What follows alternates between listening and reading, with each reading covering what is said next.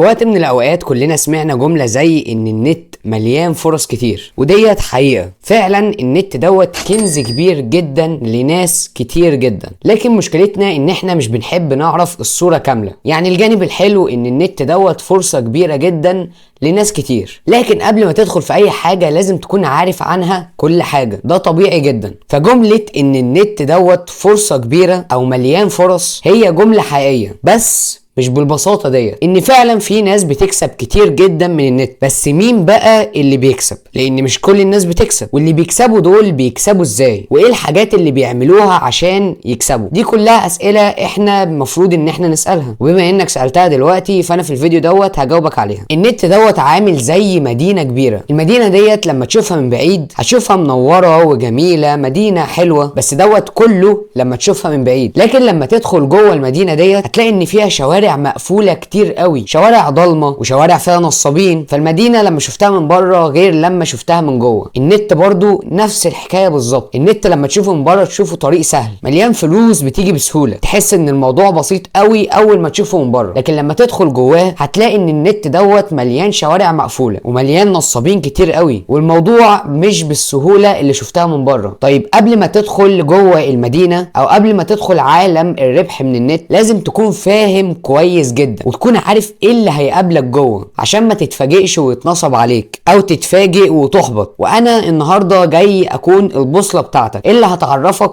كل حاجه في عالم الربح من النت، وده لاني مريت بتجارب كتير قوي في موضوع الربح من النت، فانا جاي اديك الخلاصه للتجارب ديت. فكل اللي انت محتاجه ان انت تركز في الفيديو دوت. انا يوسف علاء، ويلا نبدا الفيديو.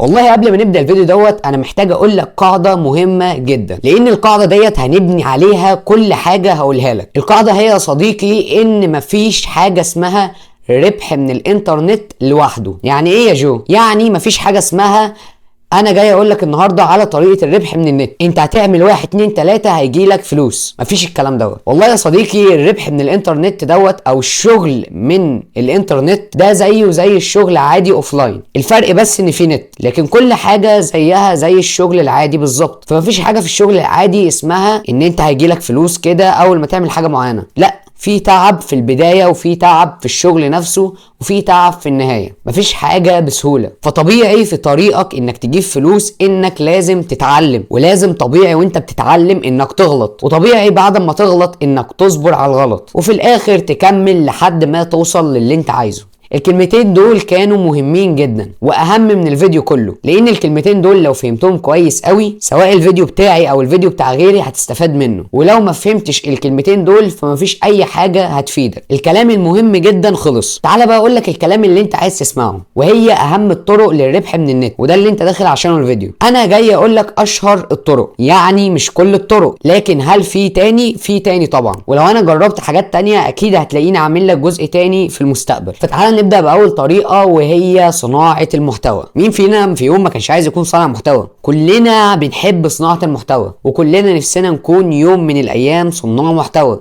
المشكلة ان احنا مش بنحب صناعة المحتوى عشان احنا عايزين نكون صناع محتوى، احنا بنحب صناعة المحتوى عشان شايفينها سهلة. انا كنت شايفها كده برضه، بس صناعة المحتوى طلعت صعبة جدا. فتفكرش ان صناعة المحتوى سهلة، سواء هتقدم المحتوى دوت على يوتيوب او اي منصة تانية، فانت فاكر ان انت مجرد انك تعمل فيديو وتنزله انت بقيت صانع محتوى وهيجيلك فلوس كتير جدا. ودي بقى احلام البسطاء. مفيش حاجة اسمها ان انت هتنزل فيديو فهتبقى صانع محتوى فهيجيلك فلوس، كل دي احلام، مفيش حاجة اسمها كده اصلا. والحقيقة بقى ان لو انت داخل صناعة المحتوى فاخر حاجة تفكر فيها هي الفلوس، لان الفلوس دي اخر حاجة هي هيجيلك اي حاجة ما عدا الفلوس طبعا، ده في الاول. فصناعة المحتوى ماشية بمبدأ واحد، ان انت هتدي من غير ما تاخد. هتفضل تدي افكار وسكريبتات وتصوير ومونتاج وتنزيل يومي، كل دوت وانت مش ضامن ان حد يسمعك اصلا، ولا ضامن ان يجيلك مشاهدات. المشكلة ان انت ما ينفعش تيأس، لان انت لو يأست فانت بتهد كل حاجة. انت هتفضل تعمل كل دوت كل يوم من غير اي نتيجة، لحد ما في يوم هيجيلك نتيجة، تجيب افكار وتكتب سكريبتات وتصور وتعمل مونتاج وتنزل. الدوامة ديت هتفضل تعيدها انت وحظك. يعني شوف هتفضل تعيدها قد ايه لحد ما تضرب معاك. فهي ديت صناعة المحتوى اللي انت شايفها سهلة. بعد ما تصبر وتتعب بعد كده بقى هيجي لك كل اللي انت عايزه. فدي الطريقه الاولى، وهسيب لك برده فيديو هيظهر لك دلوقتي عن صناعه المحتوى تبقى تشوفه. الطريقه الثانيه وهي الفريلانس. انا عارف ان انت سمعت الكلمه دي كتير قوي قبل كده، اشتغل فريلانس اشتغل فريلانس اشتغل فريلانس. الفريلانس او العمل الحر بكل بساطه هي اشهر طريقه ربح من الانترنت، دي اكتر حاجه اتباعت كحلم لكل الناس. تعلم مهاره واشتغل فريلانس،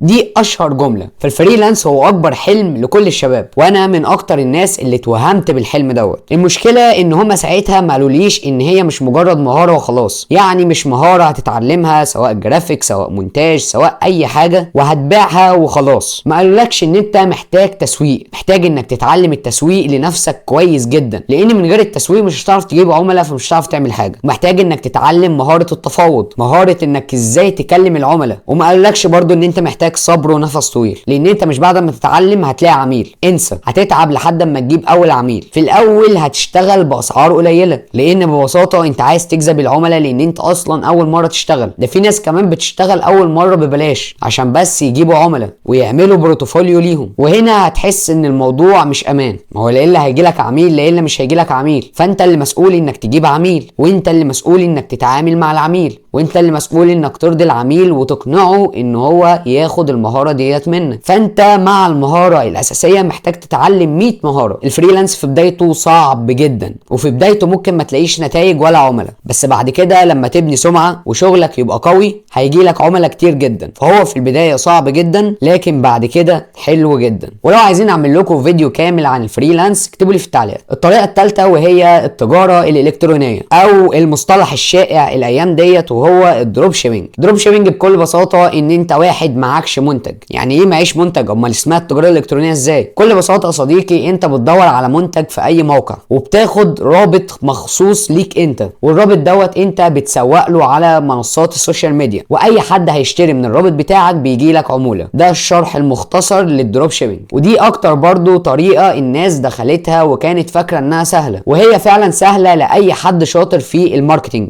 او التسويق. يعني لو انت شاطر جدا انك تسوق للحاجه او تخلي الناس او تقنع الناس ان هم يشتروا من اللينك بتاعك، فالشغلانه ديت هتبقى حلوه جدا ليك. لكن لو انت ما بتفهمش حاجه في التسويق فمش هتعرف تعمل حاجه، لان الشغلانه ديت معتمده اعتماد كامل على التسويق. فموضوع الدروب شيبينج محتاج صبر برضو، محتاج تصبر ومحتاج مهاره قويه جدا في التسويق. الطريقه الرابعه ودي مش مشهوره قوي لكن قويه جدا بس برضو صعبه، وهي بيع المعرفه. دي طريقه ذكيه جدا، بس بكل اختصار هي مش للكل. هي لو انت فاهم في موضوع كويس جدا او بتعرف تقدم مهاره بشكل كويس جدا وتعرف انك تشرح المهاره ديت او الموضوع دوت، او عندك تجارب سابقه وعايز تقدم التجارب ديت كنصايح للناس. فلو انت عندك كل دوت او حاجه منهم فتقدر انك تقدم دوت عن طريق كورس او كتاب او استشاره او تدريب. يعني ممكن تحط مهاراتك ديت في كورس وتبيع الكورس دوت، او تحط مهاراتك ديت في كتاب وبرضه تبيع الكتاب دوت. او لو انت فاهم في مجال كويس جدا ووصلت لمرتبه عاليه فيه فتقدر انك تقدم استشارات او تدريبات. الخطر هنا ان السوق مليان ناس كتير قوي بمجرد ان هم فاهمين في اي موضوع فبيقدروا ان هم يعملوا كورس او كتاب او ايا يكن. الجميل ان 90% منهم بيبيعوا كلام، يعني هم مش فاهمين اصلا، بيبيعوا كلام وخلاص. فلو انت مميز في المجال دوت وقدرت ان انت تعمل كورس او كتاب او ايا يكن من اللي احنا قلناه وانت فعلا عندك خبره حقيقيه، فانت هتبقى مميز وسطهم. يعني هنا العدد كبير لكن على الفاضي. الطريقه الخامسه والاخيره يا صديقي وهو العمل عن بعد. طب يا جو مش احنا اتكلمنا عن الفريلانس؟ فريلانس يا صديقي العمل الحر